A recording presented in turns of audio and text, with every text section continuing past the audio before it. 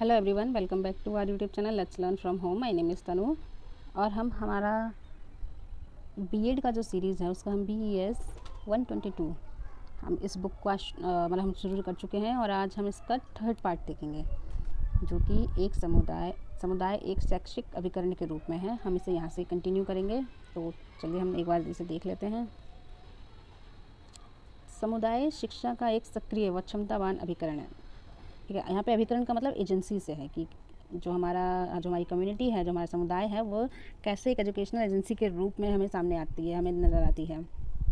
तो देखिए, शिक्षा का एक सक्रिय व क्षमतावान अभिकरण है, यानी उसकी सक्रिय और क्षमतावान एजेंसी है।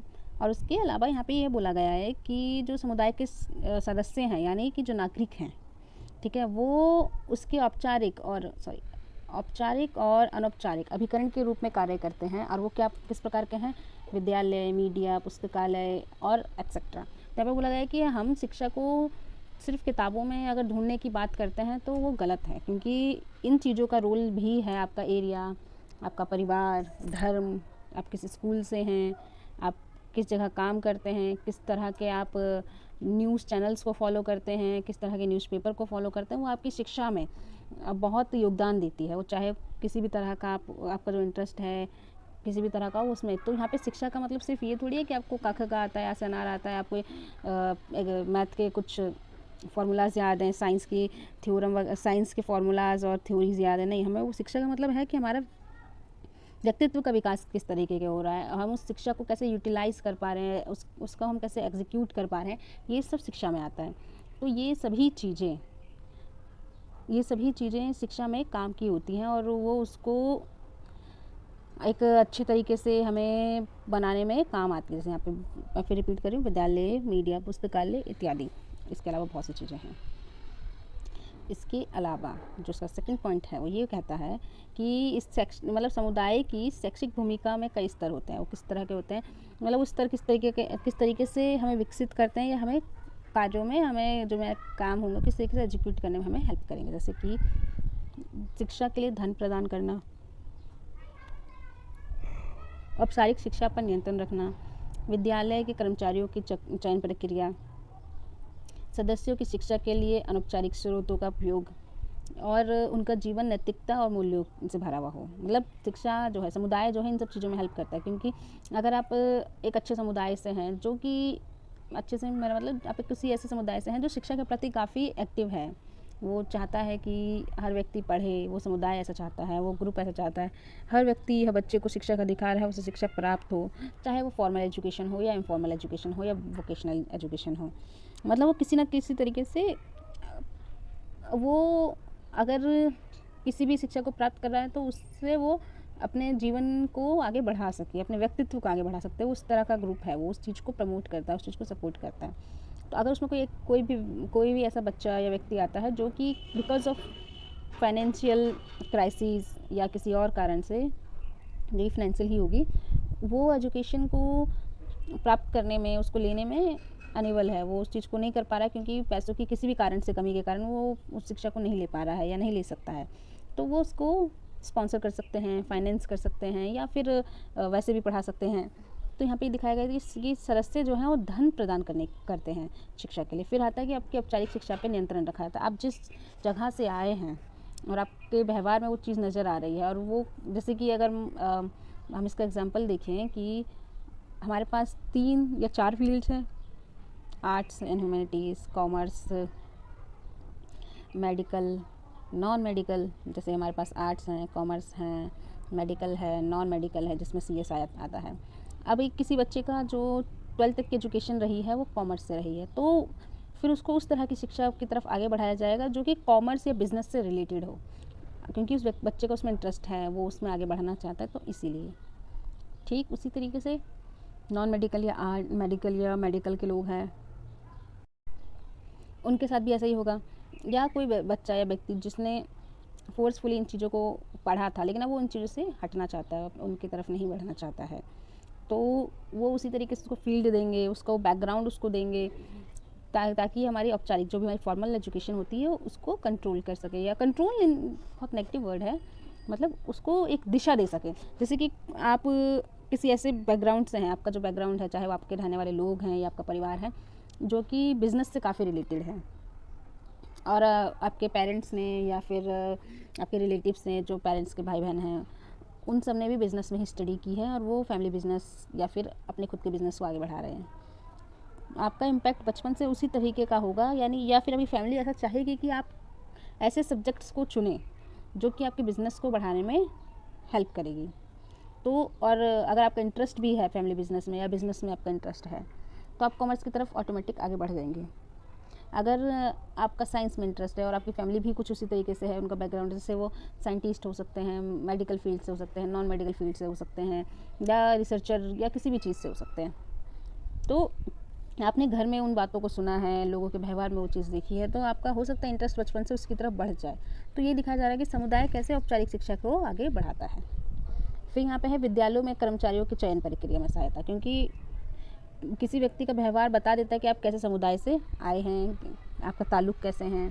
तो अगर कोई ऐसा व्यक्ति है जो कि ऐसे समुदाय से आया है जहाँ पे लोगों का व्यवहार थोड़ा अच्छा नहीं है, वो लोग थोड़ा लड़ाई झगड़े में एक्टिव रहते हैं, या फिर वो बदनाम है किसी कारण से, चोरी वगैरह में या किसी और भी कारण से, तो फिर उस व्यक्ति का जब इंटरव्यू होगा या उस व्यक्ति को जब सिलेक्ट किया जाएगा या बिफोर सिलेक्शन, तो काफ़ी बातों से ये मतलब वो चीज़, उस व्यवहार को आकलन करने की कोशिश की जाएगी कि क्या ये हमें बेनिफिशियल है हमारे स्कूल के लिए, चाहे वो हमें कोई बेनिफिट ना दे, बट लेकिन वो हमें नुकसान ना पहुंचाए।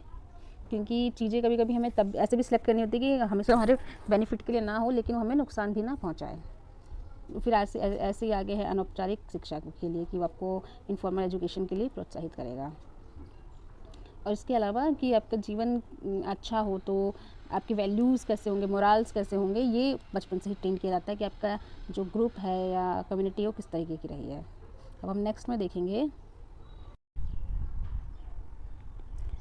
यहाँ पे बोला गया है विशेषतः समुदाय, विद्यालय तथा महाविद्यालय जैसे शैक्षिक संस्थानों के साथ सहयोग करता है। तो बिल्कुल, अगर आपका स्कूल या कॉलेज या यूनिवर्सिटी किसी ऐसे जगह पे स्थित है जो काफ़ी बोल सकते हैं बहुत एजुकेटेड एरिया माना जाता है, एजुकेटेड इन द सेंस कि वहाँ पे जो रहने वाले लोग हैं वो एजुकेशन के प्रति काफ़ी सपोर्टिव हैं, काफ़ी एजुकेटेड हैं वो लोग, और वो स्कूलों में या इन सब चीज़ों में पढ़ाई के अलावा और भी चीज़ों को प्रमोट करते हैं, लेकिन वो बैड इम्पैक्ट से इनको बचाना चाहते हैं। तो आपके जो व्यवहार स्कूल में होगा या आपके कॉलेज लाइफ जो होगी कुछ उसी तरीके की ही डिसिप्लिन होगी। जैसे अगर आप यहाँ पे समुदाय से यहाँ पे एग्जांपल लेते हैं, आर्मी स्कूल ले लीजिए या जितने भी डिफेंस के स्कूल होते हैं, वहाँ पे रहने वाले बच्चों का व्यवहार और रेगुलर स्कूल में रहने वाले लोगों का व्यवहार, उसमें बहुत अंतर है। उनकी लाइफ में डिसिप्लिन का बहुत अंतर है।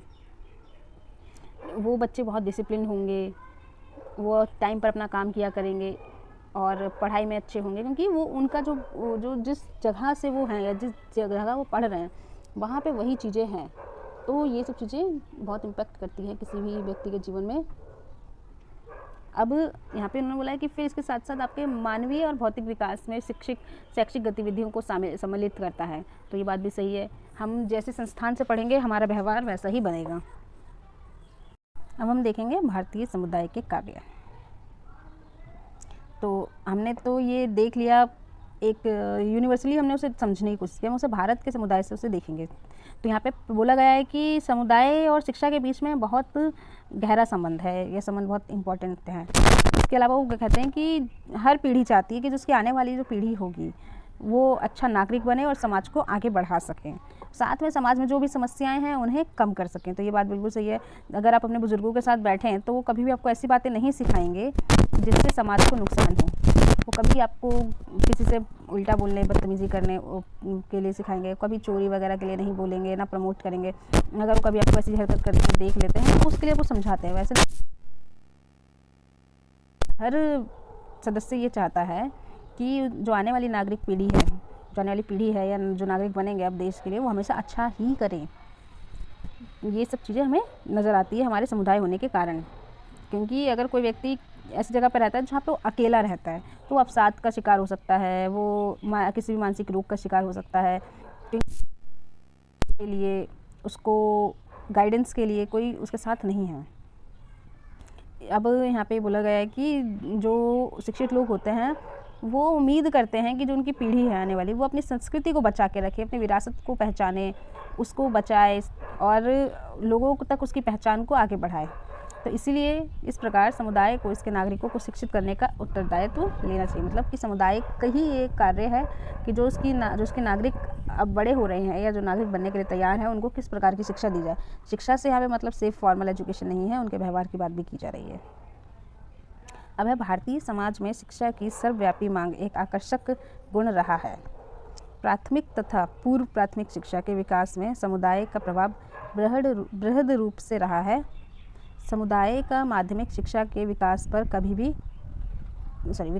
भी प्रभाव रहा है। यहाँ पे ये बात कही गई है कि जो भारतीय समाज है, वहाँ पे शिक्षा एक आकर्षण के रूप में रही है। मतलब कि अगर कोई व्यक्ति शिक्षित है तो उसका सम्मान वो कई गुना होगा उस व्यक्ति का जो कितनी भी जानकारी रखता हो, ठीक है, या फिर वो अनपढ़ है तो उनसे, या जो थोड़ी जानकारी रखता है। क्योंकि आप शिक्षित हैं भारतीय समाज में, आपको ये बात एक सम्मानीय बात है कि भारतीय समाज में इन चीज़ों को प्रमोट करता है कि व्यक्तियों का शिक्षित होना कंपलसरी है और होना भी चाहिए। इसलिए हमारे यहाँ एक कहावत कही जाती है, गुरु गोविंद खड़े काके लागू पाओ।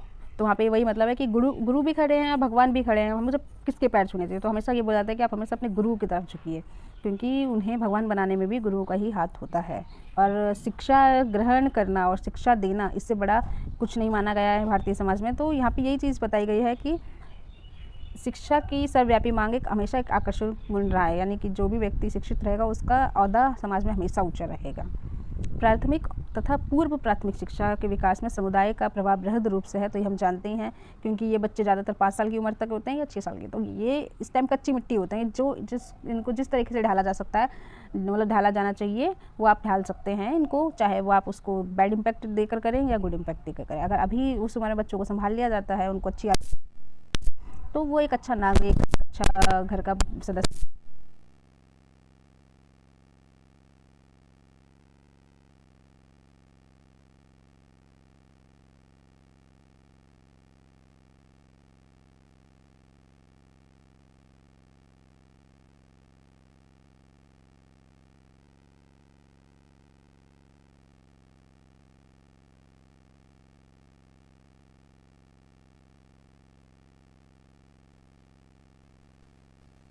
नहीं है। अगर हम उत्तर भारत की बात करते हैं तो हम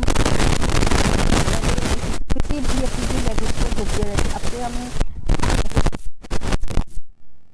पढ़ेंगे तो पहली बात, लोग कोऑपरेट नहीं कर पाएंगे। अगर वो कर भी लेते हैं, वो एक तरीके से समझौता कर लेते हैं इन चीज़ों का, लेकिन फिर भी वो जो लगाव होगा अपने का प्रति, जो लगाव होता है वो कभी नहीं आएगा। इसलिए अगर हम भारतीय समाज में, तो हमें भारतीय संस्कृति, विचारों, उद्देश्यों, मूल्यों, इनको आगे बढ़ाना चाहिए, क्योंकि हर व्यक्ति अपनी संस्कृति से ही जीवित रह पाता है, अपनी पहचान वो संस्कृति के कारण ही कर पाता है। तो यहाँ पे भी वही है कि आपका समाज अपनी संस्कृति, अपने विचारों, विचारधाराओं के कारण जीवित है। अब ये देखिए, सामाजिक परिवर्तन शैक्षिक परिवर्तन में अवश्य प्रतिबिंब होने चाहिए कि अगर समाज में कोई परिवर्तन आ रहा है तो शिक्षा में परिवर्तन आना चाहिए। हम वही नहीं है कि हम 1928 की शिक्षा का पैटर्न अभी भी लागू करते आ रहे हैं और 2021 चल रहा है। नहीं, अब 100 साल हो गए, आपको बदलने की ज़रूरत है, क्योंकि समाज में बहुत सारी चीज़ें बदली गई हैं। और अब शिक्षा को आप उस तरीके से, अब 1928 में क ख ग पढ़ाया जा रहा था 10वीं क्लास के बच्चे को, तो यहाँ पे आप क ख ग नहीं पढ़ा सकते हैं ना।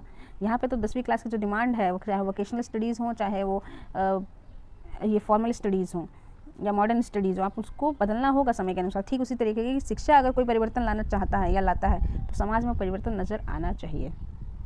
जैसे पहले के समय में 10th कर लिया बहुत है, फिर बदलाव आया, नहीं 12th कर लिया बहुत है, बच्चे ने 12th किया बहुत बड़ी बात हो जाती है, फिर आता नहीं वो ग्रेजुएट है बहुत बड़ी बात है। अब आप जब तक आप मास्टर्स करते हैं या फिर आप MPhil PhD या फिर DLED जो भी आप स्टडी करना चाहते हैं, तो अब उनकी वैल्यू बढ़ गई है कि आप इतनी स्टडी कर रहे हैं, आपने इतना टाइम दिया है किसी चीज़ को, तो आपका ज्ञान उसके प्रति काफ़ी ज़्यादा होगा। तो ये चीज़ें समझ में आती है। तो ये कहता है कि कैसे शिक्षा समाज को बदलती है और समाज भी शिक्षा को बदलता है, एक दूसरे के प्रतिबिंब होने चाहिए या होते भी हैं। अब वही चीज़ संस्कृति का अनुरक्षण करना है हमें, बिल्कुल, क्योंकि हर व्यक्ति, हर समुदाय, हर समाज अपनी संस्कृति के कारण जाना जाता है। नेक्स्ट है, अंत में ये कहा जा सकता है कि समुदाय प्रशासकों और शिक्षकों के साथ एक सक्षम शैक्षिक बल के रूप में होना चाहिए। मतलब वो उसे प्रमोट करे, उसे प्रोत्साहित करे, ना कि उसको रूल्स रेगुलेशन इतने स्ट्रॉन्ग या इतने टाइट बना दें कि वो बच भी ना पाए, वो जीवित ही ना रह पाए। उनको इसके अधीनस्थ कार्य नहीं करना चाहिए, बल्कि इसको समझकर इसके साथ कार्य करना चाहिए। मतलब आपके लिए कोई भी रूल्स बनाए गए हैं वो इसलिए नहीं है कि आपको उनको फॉलो करना है, आपको इसलिए बनाया गया है वो रूल्स कि आपको इसको समझना है, उसको कॉपरेट करना है, कुछ अगर बदलावों की ज़रूरत है तो उन बदलावों को भी इंट्रोड्यूस करना है।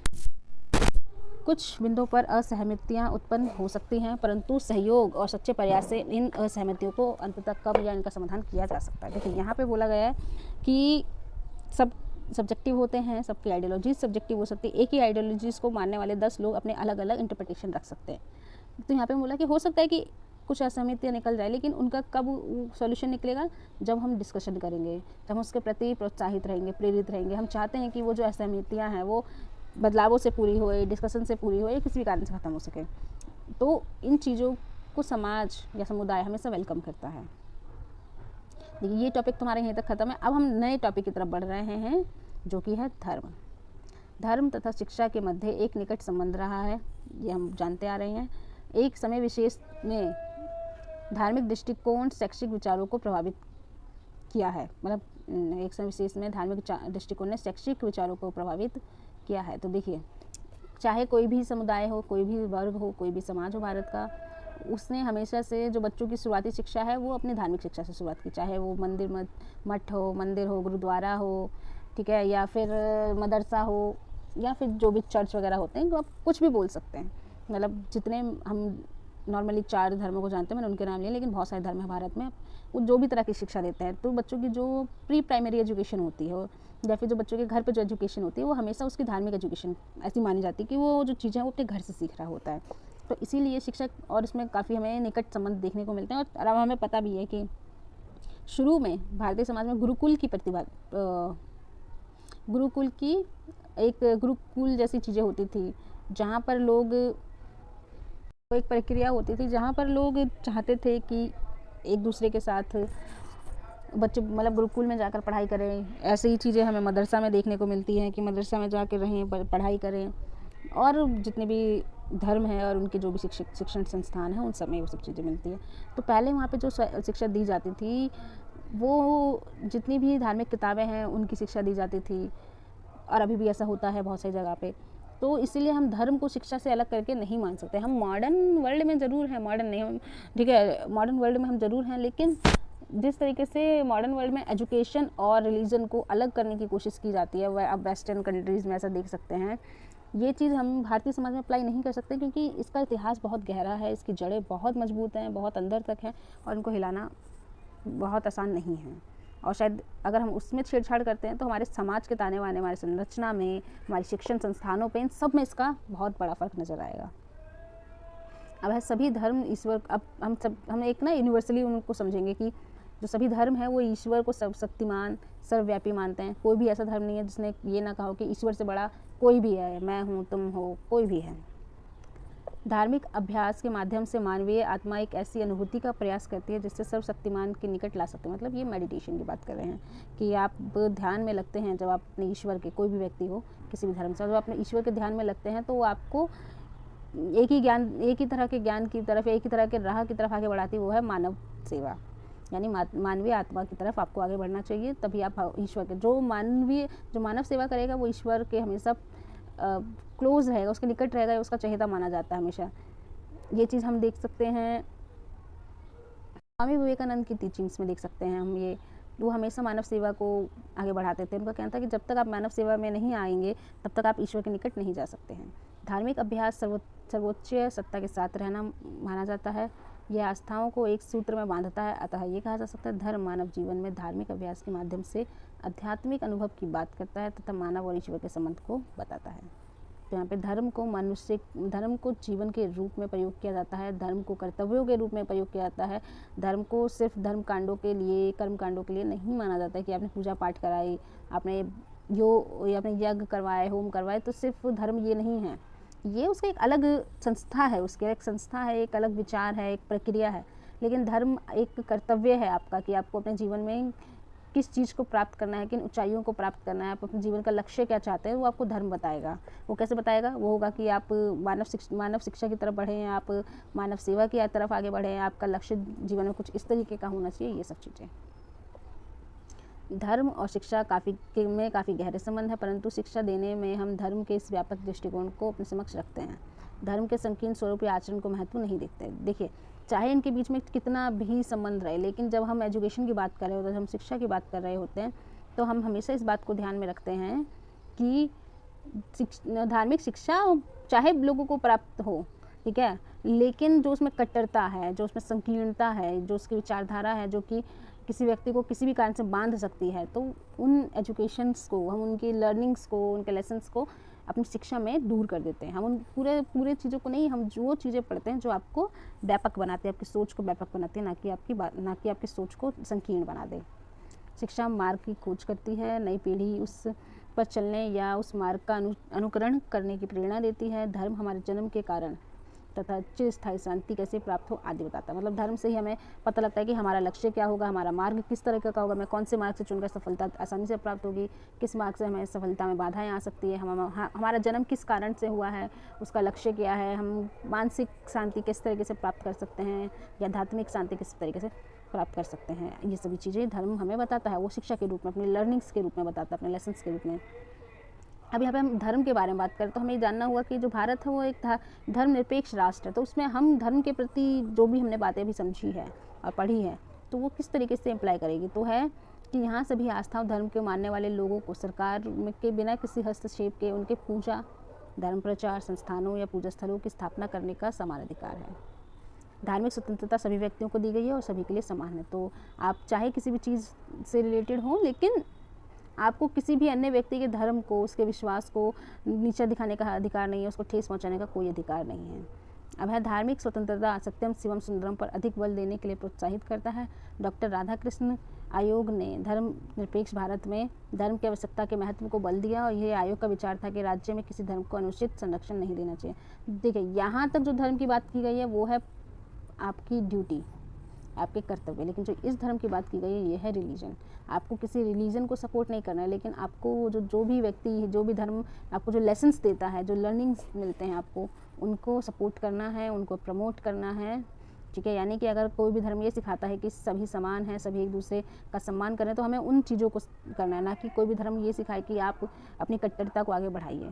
तो हमारा टॉपिक यहीं तक ख़त्म होता है। अब हम बढ़ेंगे हमारे नेक्स्ट टॉपिक, परिवर्तनशील सामाजिक तानावाना संरचना।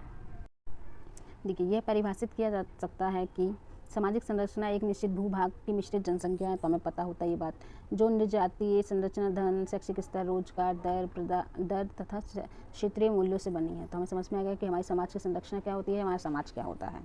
अब है परिवर्तन प्रकृति का नियम है, ये शिक्षा के साथ भी है। यहाँ पर ऑगबर्न और निमकॉफ कहते हैं कि प्रत्येक समुदाय में कुछ बल होते हैं जो स्थापित संगठन को ध्वस्त करते हैं तथा उनके कार्यों को रोकना सामाजिक समस्या के रूप में होता है। यानी कि जब शिक्षा बदलाव लाती है और जो पुराने ढांचे को, पुरानी संस्थाओं को ख़त्म करने की कोशिश करती है या उन्हें ध्वस्त करने की कोशिश करती है, तो अगर हम उस काम में रुकावट डालेंगे तो हम अपने समाज के लिए समस्या खड़ी करेंगे, क्योंकि समाज उन मूल्यों को, उन चीज़ों को पढ़ रहा है जो कि, या उन चीज़ों को अभी तक कंटिन्यू कर रहा है जो कि अब उतनी लाभदायक नहीं है किसी भी समाज के लिए। देखिए, अब नेक्स्ट हमारा जो पैराग्राफ है वो ये बोलता है, सामाजिक तानावाना संरचना तथा अर्थ सामाजिक प्रक्रिया, सामाजिक अंतरक्रिया या सामाजिक संगठन के किसी पक्ष में भिन्नता या गतिशीलता लाती है। हमारा तानावाना क्या है, हमारा मतलब सामाजिक संरचना हमारी क्या है, उसकी प्रक्रिया है, आपस में उसकी अंतर प्रक्रिया है, और उस संगठन में किस पक्ष को ज़्यादा सपोर्ट किया जाता है, किस पक्ष को कम सपोर्ट किया जाता है, या ये कुछ भी। अब ये बताया गया है यहाँ पे कि समाज का आकार इसकी आंशिक संरचना या संतुलन जैसे संगठन में परिवर्तन लाता है। अगर समाज छोटा है तो उसकी संस्थाएं वगैरह सब छोटी होंगी जितनी उनको ज़रूरत है। अगर वो बढ़ रहा है तो उनकी संस्थाएं, उनकी ज़रूरतें, उनके विचार, ये सब चीज़ें भी बढ़ेंगी धीरे धीरे। स्तर यानी हैसियत में सुधार, व्यक्ति की भूमिका के आधार पर सामाजिक तानावाना में परिवर्तन होता है। जैसे गरीबी अगर कम होगी, लोग फिर ज़्यादा परचेज़ करेंगे, चाहे वो थर्ड सेक्टर यानी एजुकेशन की तरफ वो चाहे ज़्यादा आगे बढ़ें, चाहे वो हेल्थ केयर की तरफ आगे बढ़ें, उससे हमारे समाज में परिवर्तन देखने को मिलते हैं। देखिए, आज से 4 से 5 साल पहले जब हमारे पास इंटरनेट लिमिटेड होता था, हर कोई इंटरनेट एक्सेस नहीं कर पाता था, गवर्नमेंट चाहे जितना भी ई गवर्नमेंट्स को कितना भी प्रमोट करती, वो चीज़ पॉसिबल नहीं हो पाती जब तक हर किसी व्यक्ति के पास मोबाइल और हर किसी व्यक्ति के पास इंटरनेट ना हो। तो इससे क्या होता था कि समाज में बहुत सारी चीज़ें ऐसी थी जो अभी भी पेपर वर्क पे होती है, और जो पूरी दुनिया है वो इंटरनेट की दुनिया की तरफ कदम बढ़ा रही थी और भारत उस चीज़ में पीछे था। जब इंटरनेट को फ्री किया गया या इंटरनेट के रेट को कम किया गया, तो आप सोचिए कि गवर्नमेंट खुद अपने 80% कामों को वो कोशिश करती है कि वो इंटरनेट के माध्यम से हो जाए। वो ई गवर्नेंस को प्रमोट करती है ताकि इससे आगे गवर्नमेंट को, उनके नागरिकों को किसी भी प्रकार की फिजिकल, मेंटल या फिर किसी और तरह की समस्याओं का सामना ना करना पड़े। मतलब लाइनों में लगकर बंदा इतना स्ट्रेस में आ जाता है। बैंकिंग में आप सोचिए कि आपको पैसे निकालने जाना है और आप सुबह 10 बजे पैसे निकालने, अगर आपका नंबर शाम को 4 बजे आ रहा है, तो इससे क्या हुआ कि आपका एक पूरा का पूरा दिन खराब गया, आप स्ट्रेस में आ गए, आप मेंटली फिजिकली पेन में आ गए। तो आप गवर्नमेंट को या फिर आप उस सामाजिक संरचना को या उस प्रक्रिया को पसंद नहीं करेंगे, उससे अपने आप को काट लेंगे। तो यहाँ पे यही चीज़ बताई गई है कि जो भी बदलाव आते हैं, ठीक है, हमें वो जो परिवर्तन आते हैं उन्हें एक्सेप्ट करना चाहिए, और वही व्यक्ति की भूमिका का आधार भी बनता है। आज के समय में छोटे से छोटे बच्चा जानता है कि यूट्यूब पर खुलकर उन्हें क्या सर्च करना है, लेकिन आप सोचिए कि हमारे समय में क्या यूट्यूब जैसी चीज़ हमने कभी सुनी थी? वो आई हमारे बाद है, और उसका एक्सेस तो हमें कुछ टाइम पहले ही मिला है। बहुत सारे लोग ऐसे हैं जिनको एक्सेस करीब 15, 16 या 17 के आसपास मिला है। क्यों? क्योंकि वो इतना कॉस्टली हुआ करता था कि हर व्यक्ति उसे अफोर्ड नहीं कर सकता था। घर में कोई एक व्यक्ति अगर रिचार्ज करा रहा है तो सभी उसी से अपना काम करते थे। अब यहाँ पे बोला है कि कभी व्यक्ति परिवर्तन के साथ समायोजित नहीं हो पाते हैं, जिसके कारण विघटन की स्थिति उत्पन्न होती है।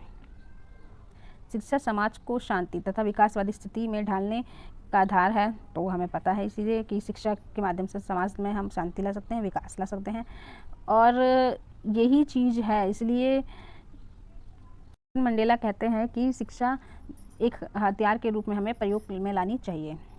मानव जाति पर्यावरण में क्रिया और अंतरक्रिया में युगों के उपांतर जिस धरोहर को सजाया है, उसी का नाम संस्कृति है। तो हम संस्कृति को बहुत अच्छे जान चुके हैं कि संस्कृति में ज्ञान, अनुभव सब कुछ होता है। वो उसमें मूल्य होते हैं, उसमें जीवन शैली के बारे में बताया जाता है, आपके कार्यों के बारे में बताया जाता है, सभी चीज़ें।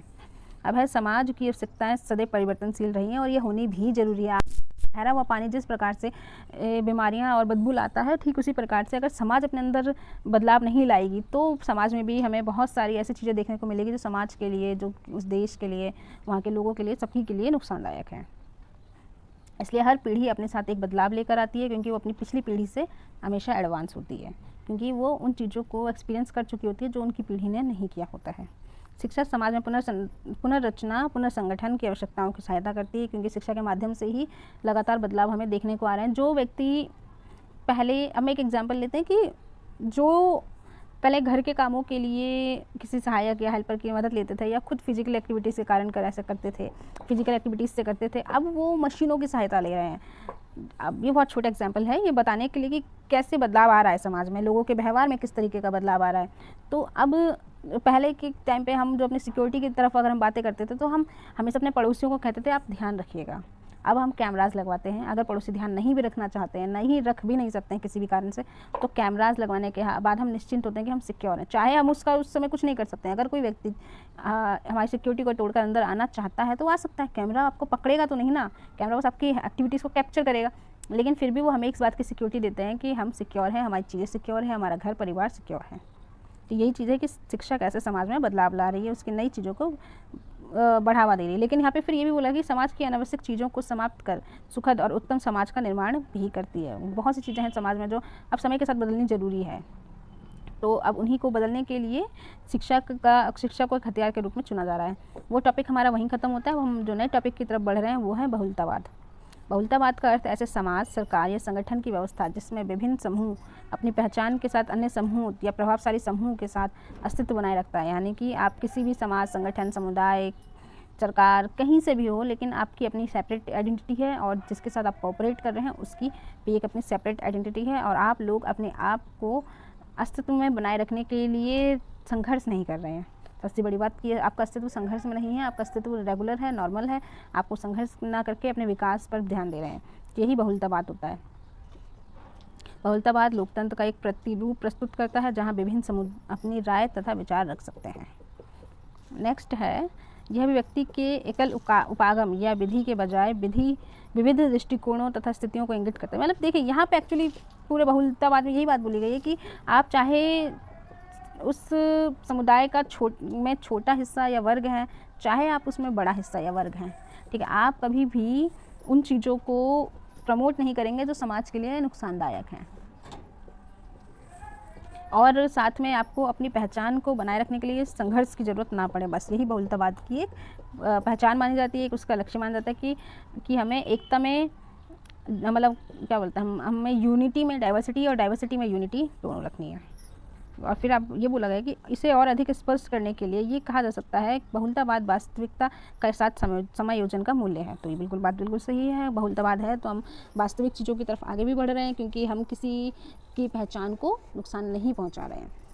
भारत में हिंदू तथा हिंदी भाषी बहुसंख्यक है, परंतु अन्य धर्म और भाषाओं के लोग भी यहाँ हैं और वो अपने भाषाओं को, अपने धर्मों को बहुत अच्छे से एंजॉय कर रहे हैं। उदाहरण के लिए इंडोनेशिया एक बहुलतावादी समाज है जहाँ विभिन्न पृष्ठ, धर्म, जाति, संस्कृति, भाषा, निर्जातियाँ के लोग एक साथ रहते हैं। ठीक उसी प्रकार भारत में भी है। अब देखिए यहाँ पर ये टॉपिक बहुलतावाद यहीं पे ख़त्म होता है। अब ये है एक एक्सरसाइज, तो हम इसे डिस्कस कर लेते हैं और आप इसे कोशिश कीजिए कैसे सॉल्व करें। नहीं तो आपको अगर नहीं समझ में आता तो एक बार लेक्चर को फिर से देखिए और उनके पॉइंट्स जो मैंने आपको समझाए हैं आप उनको notes as a notes use कर सकते हैं। आपको उसका PDF भी मिल जाएगा। यहाँ पे उन्होंने बोला है कि जो वर्ग व्यवस्था है उसको परिभाषित कीजिए। तो भारत की वर्ग व्यवस्था हम हमारे फर्स्ट पार्ट में देख चुके हैं, तो आप उसकी वर्ग व्यवस्था को वहाँ से समझ सकते हैं कि हमें वर्ग व्यवस्था में क्या क्या चीज़ें लिखनी है, कैसे वो बनी है, कैसे नहीं बनी है, बाकी सभी चीज़ें, और कैसे वो समाज में, शिक्षा में लोगों को प्रभावित करती है। फिर भारतीय समाज के संरक्षण में मुख्य पक्ष को बताना है। तो जाति, धर्म, भाषा, वर्ग सभी के बारे में हमें थोड़ा थोड़ा बताना होगा और इन समय सबसे ज़्यादा भारतीय समाज की संरचना किस प्रकार होती है वो समझाना है। समुदाय की भूमिका, हम पिछले 2 वीडियो से स्पेशली इस वीडियो में हमने सारा समुदाय की भूमिका के बारे में डिस्कशन किया है, तो आप उन्हें समझिए और लिखिए, क्योंकि ये अभी ज़्यादा मार्क्स नहीं है, क्योंकि उनकी लाइनों से आप देख सकते हैं कि ज़्यादा से ज़्यादा ये आपसे मांगेंगे 50 से 60 वर्ड का आंसर, यानी एक पैराग्राफ ही आपको लिखना है। फिर आता है बहुलतावाद की अवधारणा को स्पष्ट कीजिए, जो हमने अभी रिसेंटली पढ़ा कि बहुलतावाद क्या होता है। तो यहाँ पे हम लिखेंगे बहुलतावाद की अवधारणा है कि इसमें कोई भी समूह, वर्ग, समुदाय जो भी रहता है वो अपनी पहचान, वो अपने मूल्यों, अपने विचारधाराओं को खोता हुआ ना पाए, बल्कि वो ये समझे कि हमें अपने आप को बचाने के लिए संघर्ष ना करके अपने विकास की तरफ आगे बढ़ना है। ये बहुलतावाद की एक अवधारणा है और फिर उसको एक एग्जाम्पल के साथ आप मुझे समझा सकते हैं। अब हम इस टॉपिक से नेक्स्ट वीडियो में मिलते हैं। तो मुझे उम्मीद है कि आपको ये हमारा काम पसंद आया होगा और आप प्लीज़ वीडियो को लाइक कीजिए, कमेंट कीजिए, शेयर कीजिए, चैनल को शेयर कीजिए, सब्सक्राइब कीजिए। मिलेंगे हम नेक्स्ट वीडियो में। Thank you.